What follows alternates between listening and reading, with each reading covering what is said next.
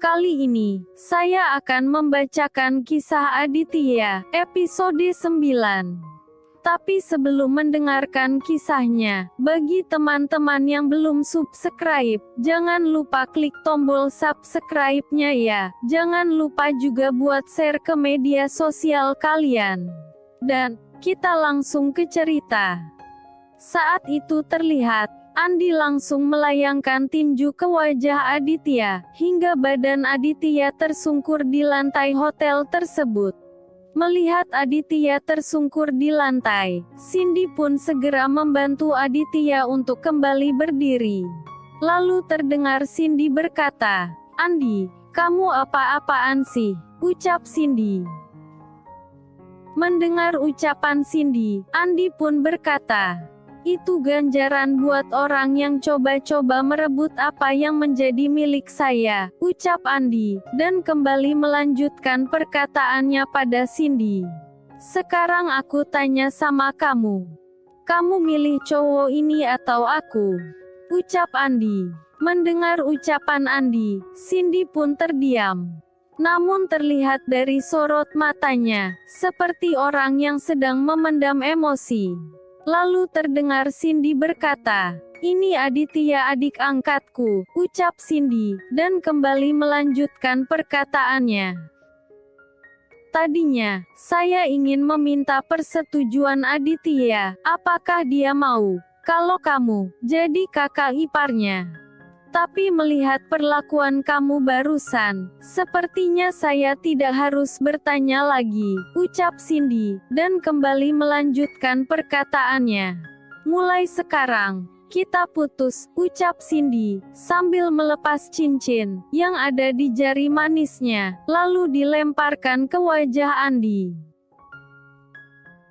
Lalu terdengar, Cindy kembali berkata, "Oh ya Andi, ada satu hal lagi. Kamu sudah membuat masalah dengan orang yang salah, mendingan sekarang kamu minta maaf," ucap Cindy. "Oh, jadi sekarang lo udah berani ngancam gue karena cowok ini," ucap Andi, dan kembali melanjutkan perkataannya. "Kamu lupa Yasin, kalau paman gue adalah orang kepercayaan dari pemilik hotel ini.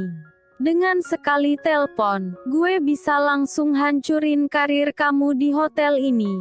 Mendingan sekarang, kamu tarik kembali kata-katamu barusan, sebelum aku berubah pikiran," ucap Andi dengan nada mengancam. Sekedar diketahui, Andi adalah keponakan Pak Hendrik, yang tidak lain adalah ajudan Tuan Winata, ayah Aditya, yang juga pemilik hotel tersebut. Dan Andi pun menempati jabatan sebagai manajer di salah satu perusahaan milik Tuan Winata. Mendengar ucapan Andi, Cindy pun berkata, "Oh, jadi karena kamu adalah ponakan Pak Hendrik, kamu bisa seenaknya memperlakukan Aditya," ucap Cindy, dan kembali melanjutkan perkataannya. "Mending kamu urungkan niat kamu untuk melaporkan masalah ini pada Pak Hendrik. Jangan sampai kata-katamu malah akan menjadi bumerang buat kamu," ucap Cindy. "Jadi, kamu mau nantangin aku?" ucap Andi, dan kembali melanjutkan perkataannya. "Oke, kalau itu mau kamu, sekarang juga aku hubungi Om Hendrik." Lalu tanpa pikir panjang, Andi pun langsung menghubungi Pak Hendrik. Tak berapa lama, panggilan itu pun tersambung. "Halo Andi, ada apa kamu nelpon Om?" ucap Pak Hendrik membuka percakapan. "Ini Om, apa Om bisa datang ke Grand Hotel?" ucap Andi. "Memangnya ada masalah apa? Tiba-tiba kamu nyuruh Om datang ke situ," ucap Pak Hendrik. Lalu Andi pun berkata, "Gini Om, ada orang yang bikin masalah di lobi hotel." "Lah, kalau hanya masalah seperti itu, kamu kan tinggal panggil security. Lagian, hotel itu sudah dipercayakan pengelolaannya kepada Cindy. Jadi kalau ada apa-apa, biar dibicarakan dengan Cindy. Kalau Cindy udah enggak mampu untuk mengatasi masalah itu, barulah Om yang turun tangan, ucap Pak Hendrik. Justru itu dia masalahnya Om. Masalah ini ada hubungannya dengan Cindy, ucap Andi. Mendengar ucapan Andi, Pak Hendrik pun berkata, memangnya Cindy dia apain sama orang itu, ucap Pak Hendrik, dengan raut wajah terlihat panik. Susah buat jelasinnya Om, mendingan Om datang aja ke sini, ucap Andi. Sedang Pak Hendrik yang mendengar ucapan Andi. Beliau pun bergumam dalam hati. Jangan-jangan terjadi apa-apa dengan Cindy, gumam Pak Hendrik. Lalu terdengar, Pak Hendrik pun berkata, ya udah, kamu tunggu di situ, sekarang juga Om datang ke situ, ucap Pak Hendrik. Lalu menutup panggilan tersebut. Setelah itu terlihat, Pak Hendrik melangkah dengan terburu-buru, untuk segera menemui Andi. Sedang Andi yang masih bersama Cindy dan Aditya, ia pun berkata pada Cindy, kamu lihat aja, hari ini merupakan hari terakhir kamu di hotel ini. Siapa suruh nyari masalah sama saya, ucap Andi. Silakan saja, nanti kita lihat, siapa yang bakalan nyesal. Apa kamu pikir, Pak Hendrik akan memecat seseorang tanpa alasan yang kuat, ucap Cindy, dan kembali melanjutkan perkataannya. Asal kamu tahu, kalau aku mau, sekarang juga aku bisa nyuruh security, untuk ngusir kamu dari sini. Mendengar ucapan Cindy yang seolah mengancam, Andi pun langsung melayangkan tamparan ke wajah Cindy. Untung saja tamparan tersebut segera ditepis oleh Aditya. Lalu terdengar Aditya berkata, maaf Mas, jangan kasar gitu dong. Semuanya kan bisa diselesaikan baik-baik, ucap Aditya. Enggak usah sok jadi pahlawan. Aku tahu, kamu dekatin Cindy karena uang kan, memangnya, kamu dibayar berapa sama Cindy, ucap Andi, seolah merendahkan Cindy. Mas, kalau ngomong yang sopan. Kak Cindy, sudah aku anggap seperti kakak kandung, ucap Aditya. Sementara itu, akibat perdebatan di antara mereka, beberapa tamu dan pegawai hotel mulai berkerumun karena kejadian itu.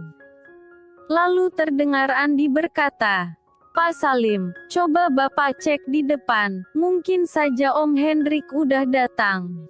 Sementara Pak Salim yang merupakan kepala security di hotel itu, mendengar ucapan Andi, ia tak bergerak satu langkah pun. Kamu tuli ya, ucap Andi dengan nada membentak. Gimana nih Bu, ucap Pak Salim pada Cindy. Lalu, Cindy pun berkata, ya udah enggak apa-apa, Pak Salim coba cek aja dulu. Sepertinya tidak lama lagi Pak Hendrik bakalan sampai, ucap Cindy. Mendengar perintah dari Cindy, Pak Salim pun langsung melangkahkan kakinya, meninggalkan tempat tersebut. Dan benar saja yang dikatakan Cindy, tak berapa lama kemudian, terlihat sebuah mobil mewah yang memasuki areal hotel tersebut. Yang tidak lain adalah mobil milik Pak Hendrik. Pak Hendrik pun segera memarkirkan mobilnya tepat di depan pintu masuk hotel. Setelah mematikan mesin mobilnya, Pak Hendrik pun segera keluar dari mobil tersebut. Namun saat itu, pandangan mata beliau tertuju pada sebuah mobil sport yang sudah tidak asing lagi bagi beliau. Itu kan mobil milik Tuan Muda. Jangan-jangan, Tuan Muda sudah mendengar kejadian yang menimpa Cindy, gumam Pak Hendrik. Lalu terdengar, Pak Hendrik berkata, Pak Salim, apa pemuda pemilik mobil itu ada di dalam, ucap Pak Hendrik. Kalau pemilik mobil itu, saya enggak tahu Pak.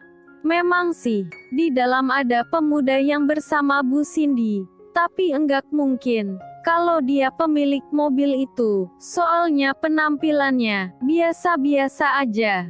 Memangnya, apa Bapak kenal dengan pemilik mobil itu? Ucap Pak Salim.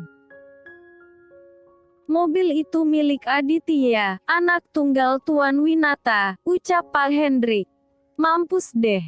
Berarti, yang tadi ditonjokin sama Pak Andi, itu anak Tuan Winata, soalnya namanya Aditya, ucap Pak Salim, dengan ekspresi wajah kaget.